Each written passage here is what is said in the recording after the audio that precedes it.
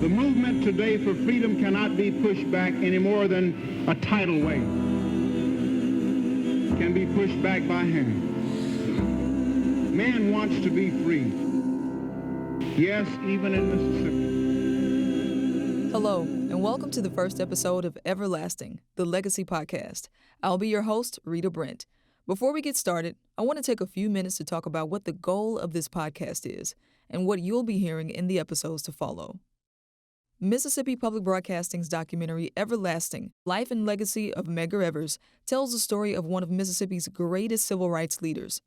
During the nearly 5 years of research and filming for the documentary, the production team sifted through thousands of archival photographs and documents and conducted interviews with members of the Evers family, civil rights veterans, historians, and those that understood the significance of his legacy. An important criteria for the collection of these stories was to speak with people that actually knew, worked with, or had close association with Medgar Evers and his family.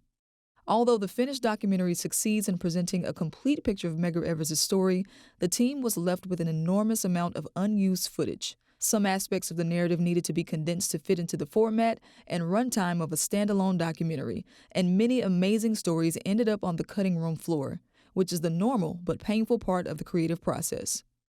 This is where the need for a podcast came about. This podcast will allow us to dive deeper into these incredible stories and give context to some of the information presented in the documentary.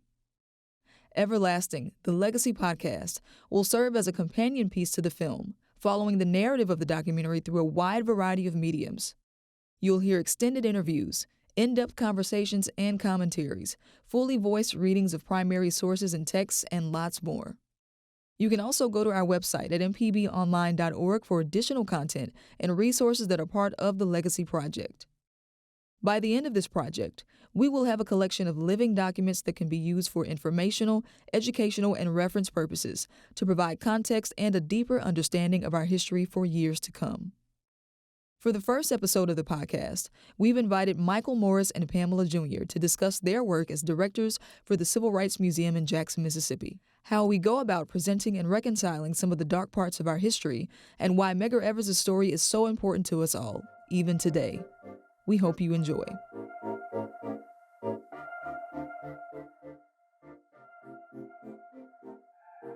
Well, we know the purpose of this podcast is to honor the life and legacy of Medgar Evers, and he had a grand life, even though it was short. But Pam, I consider you an expert and an enthusiast and researcher of his life. Mm-hmm. Could you just give us some insight on who he was in terms of him, the activist, the hero, but also the human? You know, born in 1925 in Decatur, Mississippi, and he had an amazing mom and dad. You think about James Evers, and you think about Charles, then you understand who James Evers was, and his mother, Jessie. James Evers was the kind of man that they walked on the sidewalk and somebody white was coming the opposite direction towards them, that he would tell them, don't get off the sidewalk. You know, look a man in his eye, regardless who it is. And so just think about young Medgar being raised in such a atmosphere. So that's the kind of household that he grew up in. They said that as a little boy he would write his initials, MWE, in the dirt, or carve them on the tree, MWE. Later on, his brother goes to the military and he reveres his brother, so he wants to follow him, and he goes. And where does he go? To Normandy, overseas, where all the action is going on. He gets over there and he sees a new life. He sees things differently because they're not race problems like they are here. And he says that I'm over here fighting with the Nazis, then I come back to Mississippi and I'm fighting against my own people, Americans.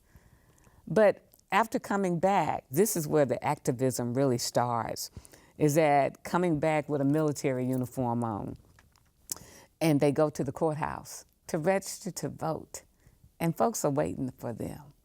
And, you know, they could have gone back and gotten their weapons and what have you, but they said, you know, no, we're better than this. Let's come together. Let's come together because we can do work for the community. That was good. So he went to Alcorn, majoring in business administration. the wonderful thing about it is not only that, but he sees a beautiful woman on campus. And that's Merle Beasley, who her aunts had already told them, don't deal with those military guys because they're older than you. But that's who she falls in love with.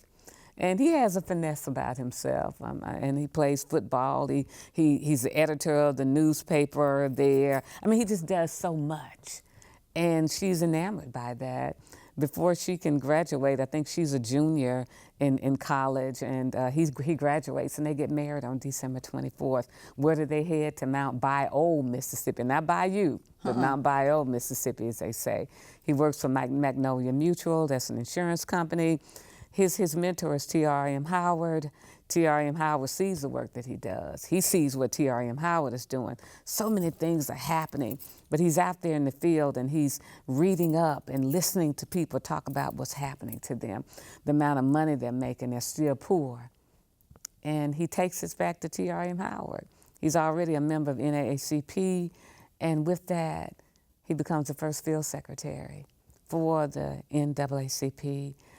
Comes to Jackson, Mississippi. His first office is on Fair Street. There are wonderful photographs where Mrs. Evers is his first secretary, and she has her name title that says Mrs. Evers, okay? And he has one that says Mr. Evers. Was that office atop Big Apple Inn? Big Apple Inn, okay. There it was. And then I think about 6 months later, they moved to Lynch Street. But just to know for him to have this mantle placed on his shoulders. It's a big one. It's a very big one. But he's able to do the work. And incredible man, incredible woman. That's it in a brief, because I could say so much more about Medgar Wiley Evers. But just an amazing man that I hope that everybody will learn about. And Michael, can you speak to your perception of Medgar when you were growing up? I too visited, and thank you for that, that was amazing. I too visited the Merle and Medgar Evers home when I was young in school. It was a field trip, but I don't think I could appreciate what I was experiencing. So can you speak to your perception when you were coming up and now the appreciation that you have grown for his legacy? So I was fortunate. My dad had a lot of video cassettes of movies. And he pretty much let me watch whatever I wanted to watch. Harlem Nights, wow, you know, Coming to America. Really good movies to learn from. That's right. You know, he set about a 2-hour time span where I could watch whatever I wanted to watch. One of the tapes that he had was For Us the Living, starring Howard Rollins as Medgar Evers. And it's based on a book that Merle Evers wrote maybe about 10 years before. Irene Cara? Irene Cara played Merle Evers, that's right. And that movie quickly became one of my favorite movies. And it's a very good depiction of the work that he was doing. I went back and watched it a couple of weeks ago and was just kind of, my jaw dropped at how accurate it was. And so I was unusual in the sense that I had seen this movie. I can remember watching the Eyes on the Prize series and learning more about his life when I was in middle school. So I was kind of fortunate in the sense that my stepdad grew up on Avenue K, a couple of blocks over from where Medgar Evers lived. And he really gave me a lot of context on, you know, what was happening back then in the 1960s. But it really wasn't until I got to Jackson State that I understood the gravity of the work that Medgar Evers was doing, that I understood how dangerous it was to be the field secretary of the NAACP in 1955. When you think about the murders of George Lee in Belzoni, Mississippi, and then Emmett Till. What a big burden that must have been to have to be involved in the investigation of both of those murders. And driving out to these small counties in the Delta and doing this work. He was a great driver. You know, being in the military, he was part of the Red Ball Express, but being able to, I guess, drive into warfare every day, going into the Delta. Absolutely, absolutely. Can you speak more to, during his time of activism in Jackson, like what was happening? What were some of the challenges and hurdles that he had to overcome to actually be an active and have impact in a city that was so hostile? Oh my goodness, there's so much. You know, you had the desegregation of schools going on, 1954, and Brown versus Board of Education, and then you had people that were so poor, no food. You know, so there were so many things, so many deaths. You know, what I really think about is how he handled the Emmett Till situation and helping Miss Mamie get here to Mississippi, being with her the entire way, finding somewhere for her to stay. You know, there were a lot of things happening in Jackson. James Meredith, the Woolworth, seeing that he wasn't lunch counter, that he wasn't at, but he was on the phone, listening and talking and wanting to come. But he was told not to because he was already on a hit list. And we know what happens to him later on. But there were so many things that were going on. You look at, and things that happened right after he died that were so amazing. You know, even with what I think about, and you said something, Michael, that got me going, was after the lunch counter, but Jackson stayed. And what they called, and I don't say it, but the event that happened on Jackson State, because I don't look at it as a riot. But there was so much happening just in this small nucleus of a place. Jerry Cahey getting those Tougaloo 9 to the municipal library, and him being there, them driving his vehicle, Mr. Jerry Cahey driving Medgar's vehicle to get them down there, and the conversations that they'd had, these students of the NAACP, and them going and helping them to get out of jail, making sure that the bonds were paid. He was busy. He was a busy man, but yet he came home to his family. Yet he came home to a family and children that wanted to play with him. So he had to be a family man, he had to be a loving man, but he also had to be that activist. And we both went to Jackson State, and unfortunately, I don't think I learned about the history of the campus as much as I would have liked. You just alluded to the Gibbs Green tragedy. Why would students today at Jackson State need to know who Medgar Evers was? How could it inform their activism? It's a great question. Voting comes to mind, the importance of being an active participant in the electoral process.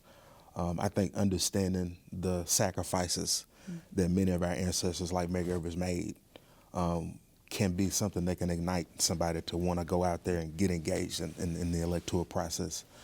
But also this idea of living a committed life, this idea of living for something, which I think is getting kind of lost in our schools in this day and time. But I think it's important to note that Medgar was a spiritual man. Yes. And, you know, his advocacy, his activism was a part of his spiritual journey. Mm-hmm. And I think that that's something that college students, I know I found a lot of solace in when I was there, was understanding that this thing is bigger than me. Like, I'm not just going to school here to get a degree. I'm going to school here to learn how to better the world. And just understanding that Medgar had this bigger vision, that he was able to see things that weren't right in front of him at the time, but knew that they were capable of coming into being if you put a lot of effort into it. I think that that's encouraging. I think that that's something every college student, regardless of where you go to school, can be inspired by. And that's something we try to do at our museums with visitors. You know, times are changing. I remember a time when I was on campus that you know, when there was a great, let's say some speaker came, the auditorium was filled to the max for us because it was just something about that person was greater than we were, and we wanted to be like that person. I remember when the event with Gibbs and Green happened, and I was, I think, 12 years old, and walking through campus because I was being nosy and wanted to see what happened the next day. And a Black Panther came up to me and put a black armband around my arm. I kept that band on my arm for 2 weeks. I wanted to learn more. I wanted to find out. I started going to the library more, reading books about Richard Wright and everybody, because I wanted to know and understand and wanted to be a Black Panther.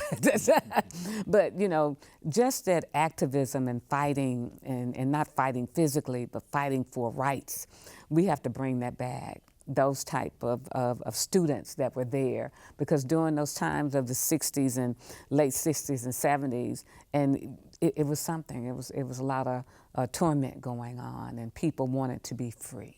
Mm-hmm. I think it's also important for college students, for everybody to learn about the power of place. Yes. While you were talking, I was thinking about Tulu College, which was the safe haven during the Civil Rights Movement. It was a place where all the civil rights activists felt comfortable, felt safe. And I think about stepping into Woolworth Chapel and knowing that Martin Luther King spoke from that podium, and Fannie Lou Hamer, and Medgar Evers. You know, it's important that folks understand that these places are still here. They haven't gone anywhere. And they're really like artifacts, really. They're just large artifacts that you can actually walk into. But it's important to understand that that's where the history took place. And we, as a people, we as archivists, we as museum professionals, we need to, and community, we need to make sure that those places are documented and marked, where people that are walking around Lynch Street, that are walking around places actually see and read that information. You think about Medgar Evers and the Penguin, where he would go and eat lunch right there at his office space. So we need to make sure, it may be there, but we need to make sure, and it's there, I know it is, but we need to make sure that our students know it too. Well, we can touch on that. There are some, I'll call them unfortunate efforts to have this erasure of people of the past. There's some efforts to remove Medgar's name from the Navy ship for his namesake. You know, just a lot of unfortunate efforts there. So how do you push back against that? You know, how do you make a case for the preserving of history, and just, you know, like what is the course of action there? And that's a really good question, you know, because we have the museums up, but it's going to take a cry out. I don't know if it helps, but they need to know that we don't like it. They need to know that we need to bring about this change. We don't want the USSN that named Medgar Wiley Evers off that ship. We don't want our airport to lose that name. We don't want any of this information, these names, to be lost, because they're going to be changed with other names. So why not our names? Why not tell the stories of our people who did something amazing? Why not keep it? So our jobs, the jobs of people like Michael, the jobs of people like myself, is that you can take the name, but you can't take the spirit of the person. So it's our chore, our job, to continue the stories of folks, teach the young folks the stories so they can keep the stories going on. It's just like talking about Aunt Jenny. If nobody continues to talk about Aunt Jenny, they're not, the family won't know about Aunt Jenny. So it's up to us to continue the stories. Absolutely, and I always think of Medgar Evers as one of our greatest Americans. And when I think about the way we were taught history in elementary school and middle school, we were taught about George Washington and Abraham Lincoln. Well, I think Medgar Evers should be added to that list. Exactly. I think in order to understand what it means to be a good American, you need to know about the story of Medgar Evers, somebody that fought during World War II, somebody that chose to come home and sacrifice his life, you know, for the people of Mississippi, to make this a better state. And so I can make the case that, you know, Medgar Evers is one of our greatest Americans. And perhaps he should be represent Mississippi in Statuary Hall. Exactly. Perhaps we need to be doubling down, you know, on his legacy and making sure that it's not lost. And while you were talking, I was thinking about Hollis Watkins, right? Somebody that we lost just last year. But he is somebody that spent every day working on behalf of Black Mississippians, right up until the end. And really, he inspires me to keep the fight, that the struggle continues, and that fight, that torch has been passed down to us to continue. So you said something. You said that you can change the name, but it doesn't remove the spirit. And I think that's probably what happened when he was taken. You know, they took his life, but it seemed like his power increased. So can you speak to the pivotal moments that happened in the wake of his death? Absolutely. You know, he was assassinated on June 12th. As a matter of fact, today is the anniversary. Yes. 1963. Yes. Unbelievable. Yes. You know, his funeral, Martin Luther King Jr. attended. Roy Wilkins, who was the executive director of the National NAACP, attended and spoke. And then there was a long march, a procession that led from the Masonic Temple, which is where his funeral took place. That was also the place where he worked. His office was at the Masonic Temple on Lynch Street. But during that march, and Jan Doerr of the FBI was in attendance as well, it almost turned into a melee. There were folks that were very, very angry about the fact that Medgar Evers had been assassinated, and Jan Doerr had to go out there and prevent the melee from taking place. By that time, Martin Luther King Jr. had long gone. He was already at the airport. But that's one significant event that took place not too long after Medgar is murdered. But that's also the beginning of a long fight for justice led by his wife, Merle, because his assailant, and we're not going to mention his name, was, he was brought to trial, but he got off. And so for the next 30 years, Merle Evers led a campaign to make sure that he was brought to justice, and that was brought into fruition, I believe, in 1994. Right here in Jackson, and there's a powerful photograph of her coming out of the courthouse with her fists in the air. But not only did Merle Evers carry on his legacy in that sense of making sure that we achieve justice for his murder, she went on to become the chairperson of the NAACP's board of directors, and she was able to lift the NAACP out of bankruptcy.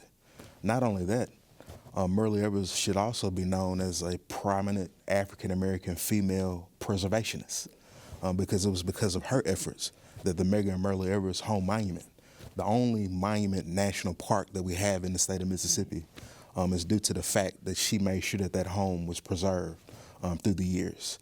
And so Merle Evers, the work that she did after Medgar died, running for office as well in California, going back to school, becoming a businesswoman, she really did carry on his legacy.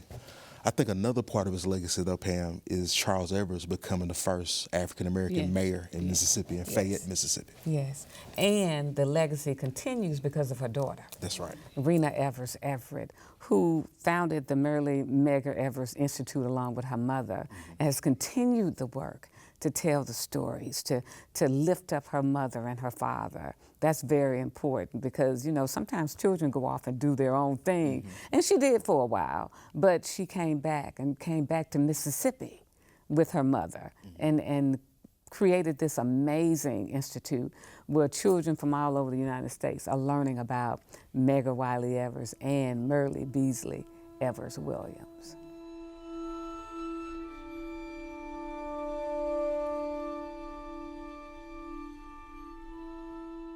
I know that you say that you are not retired per se, you are repositioning. So just tell us a little bit about what you have going on and a little bit about your background. Well, I am now the Director Emeritus of the two Mississippi museums. I'm the inaugural director of the Civil Rights Museum. And my life is Jackson, Mississippi. I was born and raised here, went away for a little while and came back. So I'm rooted in the grounds of Jackson. And right now, I'm working on an exhibition, I'm on a couple of boards, and I'm just enjoying life. I think I'm a little bit too busy, but I'm enjoying life. Well, I want to know really quickly, why was it important for you to come back? I, too, have left Mississippi and come back, but what drew you back to Jackson? My family. I had two boys at 2 and 7 months. And I said, I've done all I can do in this little bitty small town. And it was time to bring them back home so they could know their grandparents and just kind of thrive and be alive a little bit more. So they always say it's the best thing I could have done for them is brought them back here. Yeah. Well, Jackson is blessed to have you. Thank you for being here. Now, Michael, you are a graduate of Jackson State University. That's right. Hashtag the I love. Tiger. Yes, and experience in public history and political science, and you have since taken over Pamela's job. So tell me why you thought that you had the interest in taking over such a big thing like that, like taking over the two Mississippi museums. This was not a decision that I made in silo for sure. I was encouraged by members of the community to apply for the job once the job, was posted. And it's been a real blessing. It's been a real learning curve in terms of managing people. But I've always been interested in history, dating back to when I was growing up in Presidential Hills. I went to the Medgar Evers Library. My dad would take me to the Medgar Evers house at the time. And so he really did instill in me this idea that knowing about your past, knowing where you're from, knowing your family history was important. And so when this opportunity presented itself, first and foremost, I was encouraged by this young lady to step up to the plate. And I decided to do so with a lot of prayer. So what type of advice did Pam give you about this? Pam told me a lot of good things. But one thing that's kind of stuck with me is hiring people in terms of how well they work with others, not necessarily looking for the smartest person to do the job. We can teach them the history, but one of the most important things you need to do when you're hiring somebody is trying to see if they'll be a good fit with the team that you already have. And that's something I've learned from her. But also, she's somebody that holds me accountable in terms of telling the unvarnished truth about what happened in the past. She's been somebody that's been a champion in terms of truth-telling. And that's something I try to instill in all of our staff members as well.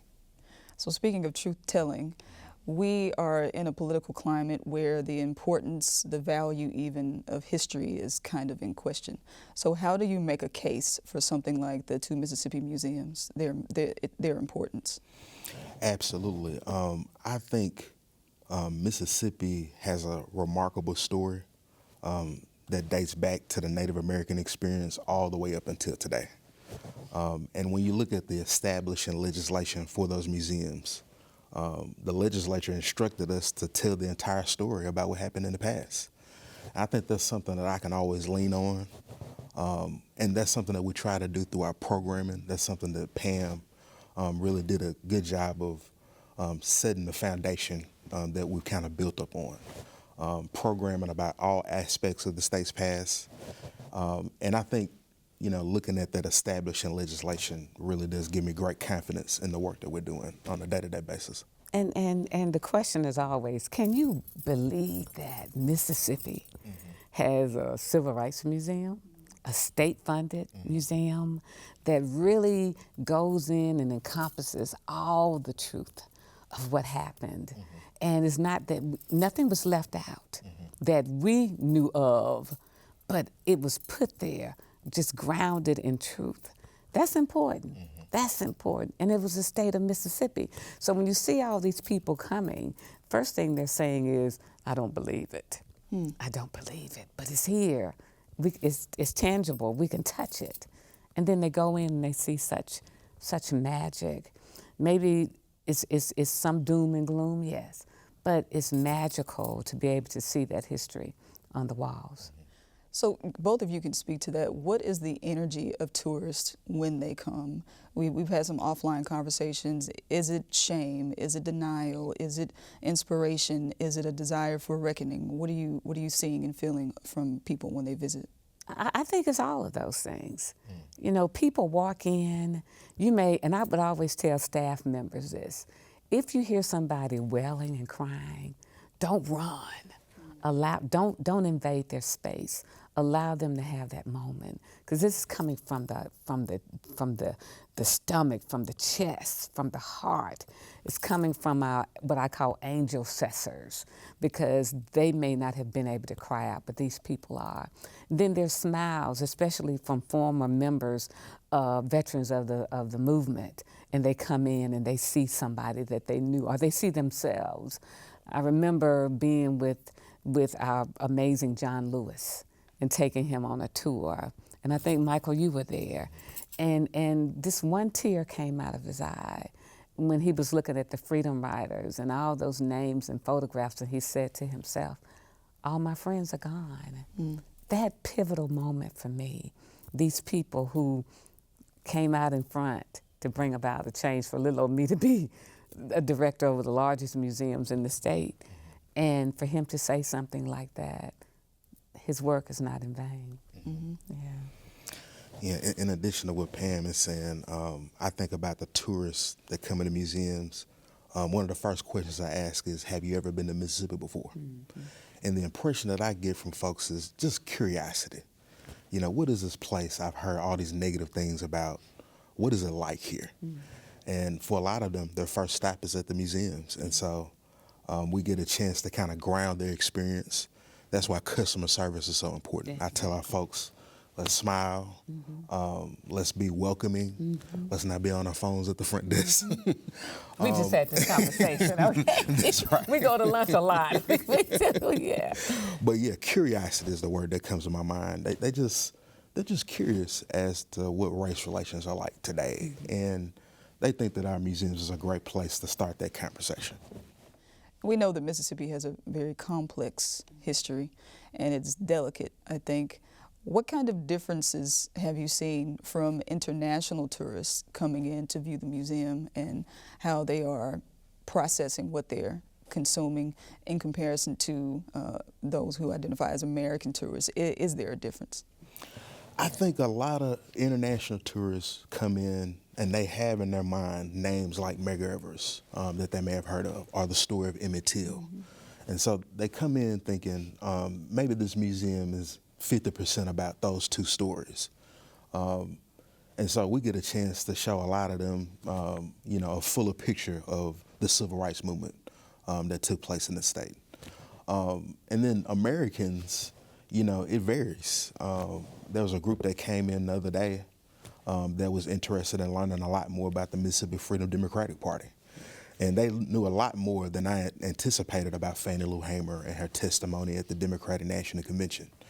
And so really what they wanted was somebody to just moderate a conversation with them. And that's what we did.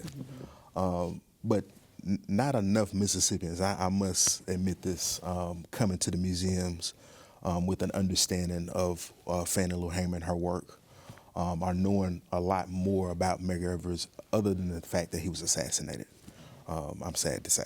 Yeah, that was one thing that was critical for us, is trying to make sure that people here in the state of Mississippi and going out and free admission and we fed them, school groups and what have you, but just getting people from the state just to come. And when my mother was talking to me the other day, she said, it just truly surprises me, Pam, that people say they've never been to the two Mississippi museums. I said, you just say that because I was, but no, it is very surprising. But if you go to D.C., or you go, like you said, to New York or somewhere, and the native people, they're not tourists. They just live there. I hope that we can bring about a change, especially in these days, that people would want to learn more about their history and just about community. And you learn that through especially going into the Civil Rights Museum. That's right, and I'll just add that there are a bunch of groups that they may start in Atlanta, and they'll go to the National Civil and Human Rights Museum, and then they'll go to the Martin Luther King House, and then they'll make their way to Montgomery, Birmingham, Selma, and now Jackson is on that list before they make their way to Memphis. And so there's a civil rights tourism corridor that really pretty much comes through the Black Belt that we're an important piece of. And I was reminded just today there was a group that's making their way along this civil rights tour. And each of them had on shirts from the places that they had been before. One lady had on a Selma shirt, another lady had on a shirt from the Equal Justice Initiative.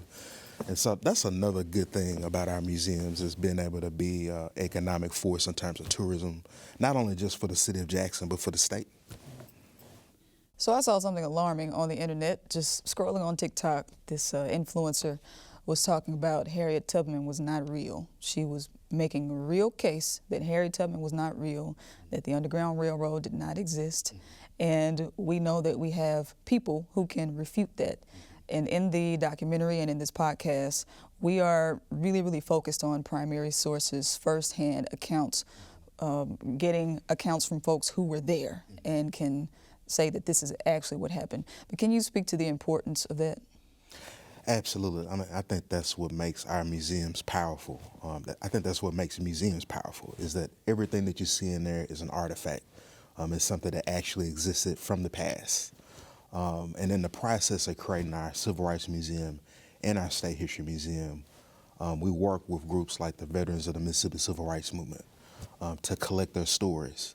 But then we also went through the Mississippi State Sovereignty Commission files to verify information. Everything that you see in there has been double-checked has been, verified through a process, a scholarly process. And really, what you see in there is based on information, for example, in the state archives next door to the museums. And so, does that make sense, man? Yes, it does. And when I came on in 2017, I was to recheck and recheck and recheck through primary sources. So going to archives and history and talking to the veterans. But the most important thing that you said was going to Mississippi Department of Archives and History and going through those files. And I've been through the files in the last couple of weeks because I am creating an exhibition. So it's been very important to me to make sure that going through those primary resources that I get the exact information on a photo. And if I can't get it that way, those primary resources are people who lived it, who were a part of what happened. And speaking of people who lived it, sometimes when people experience things that are traumatic, they want to forget and suppress. But what are your thoughts on the ability to retain some of these things that they have experienced and they can remember every detail word for word? And that's amazing. But, I think about Hezekiah Watkins, who's freedom rider, thrown into the movement at the age of 13 and put in parchment. To bring him on as a staff member was the best thing that I could do because he had kind of pushed some of those memories back because they were so horrible. But being there has been like a therapy for him, not only talking about it, but speaking to groups and going all over the United States and now talking about what happened to him and writing a book about it. So now it's there. And a lot of the veterans of the movement have done the same thing. They've written books about what happened because you can't forget this. So it's so important for us to get that history, to get these stories so that if they do forget, we have it. And we'll be able to continue telling it to the masses. I'd be remiss if I didn't mention back in 2002, Medgar Evers made a remarkable gift to the people of Mississippi. She donated the papers of her and her husband to the Mississippi Department of Archives and History, which was a signal to the rest of the civil rights community that the department would do right in terms of creating a civil rights museum. And so that's another part of her legacy that I forgot to mention earlier. And I forgot too, and I don't know why. That's what I've been going through with her papers. That's right. But it's so important because when these museums were even talked about, especially the Civil Rights Museum, where it's going to be and all those things, there were veterans who said, of the Civil Rights Movement, who didn't want to be a part of it because they did not trust the state and what happened to them. So with her giving those papers and donating those papers to us, then how amazing it was for people to say, if Miss Murley can do it, I know I can too. So that was very important. Absolutely. And is that your assessment, that we should keep talking and keep asking questions and keep getting clarity and context about what happened as a means to maybe have some kind of internal therapeutic reckoning? I think it helps. Okay. I think it does, Has it helped Mr. Hezekiah? Yes. Has it helped a lot of the people that are part of the movement? Yes. When somebody dies off, it's the saddest thing because that's history. That's gone. That's 6 feet under. That person was not able to tell their story like they should have. There's so many I could name, but just watching the things that this one veteran of the movement has been able to do to not only to clear his conscience, but to help with it, where he can sleep better at night, has been amazing. Mm-hmm. And I think that's the beauty of the museum. I, of course, have visited, and I've even done a video there. Yes. But just to know that, when people pass on, they can know that they have been seen and heard and recognized. So.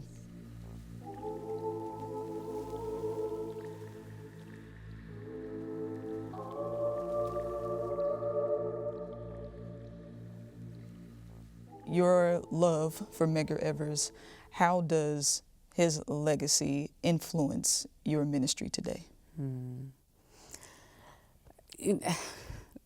Well, let me just say this, and I think I said it earlier.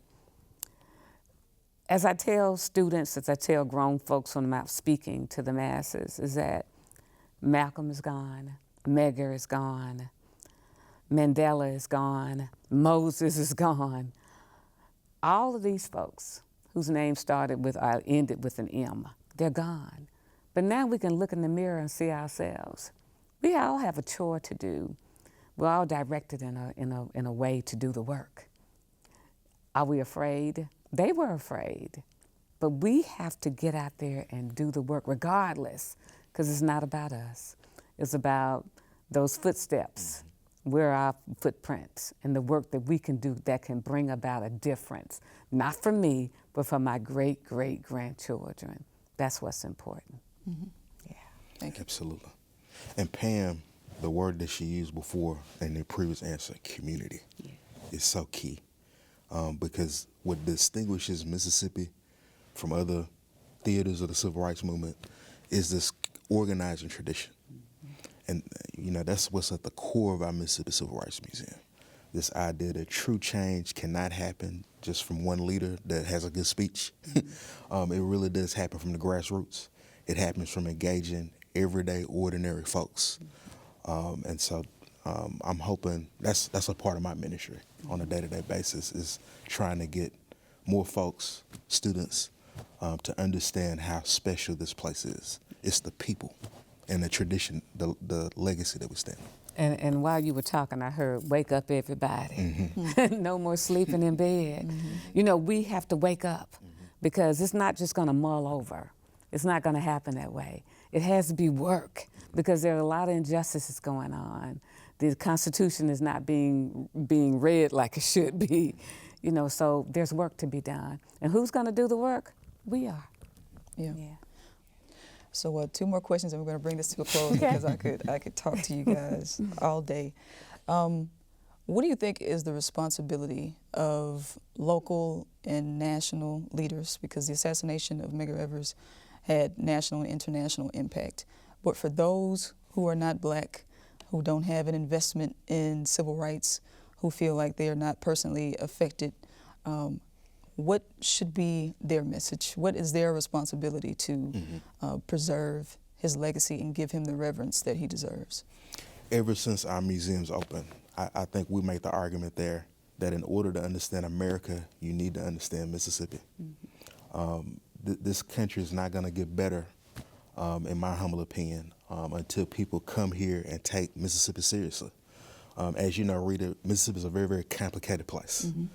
And when I think about the Native American story, when I think about the process of Mississippi becoming a state, when I think about the institution of slavery here, the Civil War, Reconstruction, Lynchings, the lynchings, Jim Crow era, the dark journey. But then I think about the civil rights movement. What we were created here, not knowing it, is really a center for American history. When you think about the work that's going on at the Medgar and Merle Evers house, the 2 museums, but then also the Vicksburg National Military Park, the work that we do down there in Natchez to tell a fuller story down there. This has become a place that every American, and really internationally, I think worldwide citizens need to consider coming to a place like Mississippi to learn not only more about what it means to be an American, but what it means to be a human. The fight will continue. There's a lot of work to do. But as he said, the complexities of Mississippi, that tells a whole lot about what's happening in America. We have a lot of work to do. I think that students are thirsty, but it's getting the right people in there to teach them about the history, getting the right people to teach all Americans about Mississippi history. If they're able to journey through that story of Mississippi, you got the whole story, all of it, all of it. Can I go back and make a point about legacy, though? Sure. When I think about the legacy of Medgar Evers, I think about his work with T.R.M. Howard at the Regional Council of Negro Leadership. One of the members was a guy from Cleveland, Mississippi, Amzie Moore, who welcomed Bob Moses down from New York and really introduced Bob Moses to Mississippi. Well, later on, Bob Moses describes seeing all of these maps in his home. And what Amzie Moore was doing was sketching out this idea of a 2nd congressional district. He saw that there was a Black majority in this part of the state. And so part of Medgar Evers' legacy, I truly believe that if he was still living, he probably would have been one of our first Black representatives since Reconstruction. Oh, yes, And definitely. so he was a part of the cultivation of those ideas that later on came into fruition. It was a 20-year struggle from the 1960s until Mike Espy is elected in 1986. but he's a part of that legacy. We can't talk about black representation, the fact that Mississippi has the largest number of black elected officials, without thinking about Medgar Evers. Yeah, that's good. And backing up to the youngsters, those who aspire to be activists or just want to be citizens in the world who experience equality and wholeness, what can you say to them as it pertains to, okay, you might not always get fast results, that it's going to take some perseverance, it's going to take some resilience, because I'm thinking about social media. The likes are instant, the follows are instant, but what would be your advice to them in terms of having some resilience? First of all, community is first. You gotta want to have it from the gut that you want to help your community. Those are the youngsters that I love to talk to, those that have a thirst for learning, wanting to know about their community and wanting to share that with others. You know, first of all, as I call myself a veteran of this stuff, but we need them to listen, to hear us talk about the olden days, as they call it, but connect it with what's happening today, because it's ferocious out there. It's bad out there. So we need them to understand Mississippi then, Mississippi now, and that's what I talk to them about. Understanding how we can come together as one group, because the old folks are too old out there and they want to fight. They're ready to put up and put their boxing gloves on and fight the system, as they call it. But we need the young folks who have the energy to do the work. We need to be able to get them in one room, or in many rooms, and talk to them to make them understand that as the people would say, a luta continua, the struggle continues. We need them to understand that and be ready to do the work. And what about this understanding that being part of the movement or various movements may not always yield financial rewards? That sometimes it's just a deposit to the soul. Yeah, it never will. It never will. You know, a lot of these people that were part of the movement went on to be amazing, have amazing careers. But when you look at the regular Joe Blows who were a part of the movement, they haven't made any money. Now they've written books now, and they may be making money, but back then, no, it wasn't about that. It was about legacy. It was about their legacy to be able to do the things that they couldn't do. So and that's the way we have to think about it. Everything that they did back in the 50s, 60s was a part for legacy only. And so they want to see their great-grandchildren do well. So now the young folks have to think that way too. It's not about me, it's not going to happen in my time, but I'm going to be the ones that they'll write down the names of, that they were a part of the ones that helped to bring about that change. Well, thank you both for your work in the community, and I hope that you're able to have some kind of balance and decompress in the midst of your commitments. But Jackson is grateful to have you, and all hearts and minds satisfied. Does anybody want to offer a benediction? Or I think we're good to go. Okay.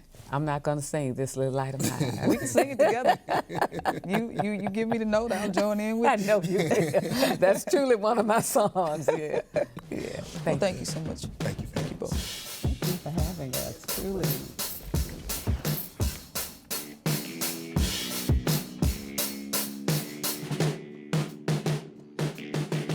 Everlasting, the Legacy Podcast, is hosted by me, Rita Brent. Thanks to our guests, Michael Morris and Pamela D.C. Jr. for lending their voices. This episode was produced and edited at Mississippi Public Broadcasting by Zeke Bandy, Java Chapman, Joseph Hall, and Sahana Maheshwan. Our fact checker is Joyce Lawson, and our executive producer is Taiwo Gaynor. Thanks for listening. Keep doing the work.